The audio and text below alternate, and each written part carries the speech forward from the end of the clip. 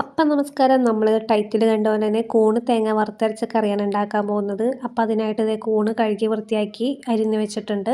ആ കൂണെടുത്ത് നേരെ ചെറു ചൂടുവെള്ളത്തിൽ കുറച്ച് മഞ്ഞൾപ്പൊടി ഇട്ട് നമുക്ക് മാറ്റി വയ്ക്കാം.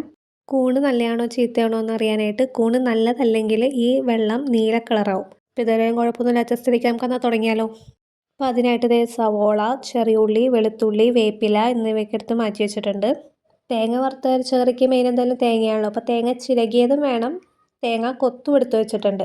അപ്പോൾ മീൻ പരിപാടിയിലോട്ട് കിടന്നാലോ. അപ്പോൾ അതിനുവേണ്ടി ചീനച്ചട്ടി ചൂടാക്കിയിട്ട് അതിലോട്ട് തേങ്ങ ചിരകിയതും ഉണക്കമുളകും ചെറിയ ഉള്ളിയും ഇട്ട് നമുക്ക് നല്ലോണം മൂപ്പിച്ചെടുക്കാം.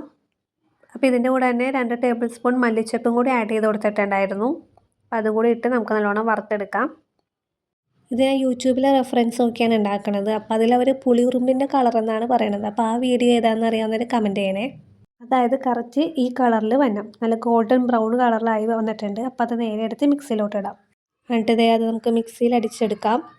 ഒരു പകുതി കപ്പ് വെള്ളവും ഒഴിക്കുന്നുണ്ട് കേട്ടോ, നല്ല ഫൈനായിട്ട് അരഞ്ഞ് വരാനായിട്ട്. അപ്പോൾ ഏകദേശം ഇതേപോലെ അരഞ്ഞാൽ നിങ്ങൾക്കിപ്പോൾ ഗ്രേവി പോലെ വേണമെങ്കിൽ അങ്ങനെ എടുക്കാം, കുറുക്കി എടുക്കണമെങ്കിൽ അതനുസരിച്ച് അരയ്ക്കാം. അതായത് പച്ച വെളിച്ചെണ്ണയിൽ ചെറിയ ഉള്ളി ഇട്ട് മൂപ്പിച്ചിട്ട് ഒരു ഗോൾഡൻ ബ്രൗൺ ആകുമ്പോൾ സവോള, വേപ്പിലയും ഇട്ട് സവാള വഴണ്ട് വന്ന വരെ നമുക്ക് ഇളക്കി കൊടുക്കാം.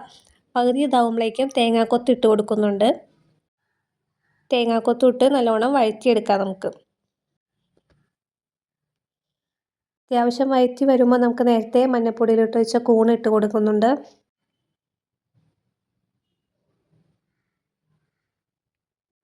കൂണ് ഇട്ട് കൊടുത്തതിന് ശേഷം ആവശ്യത്തിന് ഉപ്പ്, മഞ്ഞൾപ്പൊടി,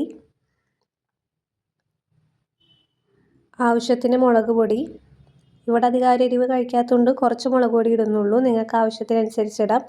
ഈ എണ്ണ പിന്നെ നേരത്തെ മഷ്റൂം ഫ്രൈ ചെയ്ത എണ്ണയാണ്. അപ്പോൾ അതിൻ്റെ മസാലയൊക്കെ പിടിച്ച എണ്ണയുണ്ട്, അതും ഇട്ട് കൊടുത്തിട്ടുണ്ട്.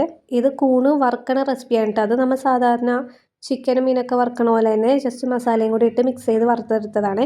ഇനി നേരത്തെ അരച്ച് വെച്ച അരപ്പ് നമുക്ക് ആ കൂണ് വഴറ്റിയതിലോട്ട് ചേർത്ത് കൊടുക്കാം. അതിന് ആവശ്യത്തിന് വെള്ളവും ഒഴിച്ചിട്ട് ഒരു 20 മിനിറ്റോളം അതൊന്ന് സെറ്റായി വന്ന വരെ അടച്ചു വയ്ക്കുക.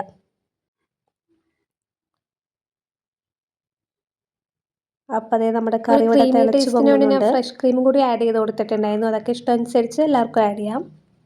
അപ്പോൾ നമ്മുടെ കറി നല്ല കുറുക്കി അടിപൊളിയായി വന്നിട്ടുണ്ട്. ഇപ്പോൾ രാവിലെ ഉണ്ടാക്കിയതുകൊണ്ട് തന്നെ ഞാൻ ഇഡ്ഡലിയുടെ ഒപ്പമാണ് കഴിക്കുന്നത്. അടിപൊളിയായിരുന്നേ. കാണുമ്പോൾ സിമ്പിളായിട്ട് തോന്നുമെങ്കിലും ശരിക്കും സിമ്പിൾ തന്നെയാണ്. അപ്പോൾ ട്രൈ ചെയ്യാത്തവർ ഉറപ്പായിട്ടും ട്രൈ ചെയ്യണേ. ട്രൈ ചെയ്തിട്ടുള്ളവർ നിങ്ങൾക്കറിയാവുന്ന വെറൈറ്റി റെസിപ്പീസ് ഉണ്ടെങ്കിൽ കമൻറ്റ് ബോക്സിൽ ഷെയർ ചെയ്യണേ.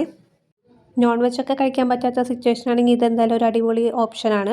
ചപ്പാത്തി അപ്പത്തിൻ്റെ ഒക്കെ ഒപ്പം അടിപൊളിയാണ്. അപ്പോൾ എന്തായാലും ട്രൈ ചെയ്യണേ. ഇഷ്ടപ്പെട്ടാൽ സബ്സ്ക്രൈബ് ചെയ്യാൻ മറക്കല്ലേ.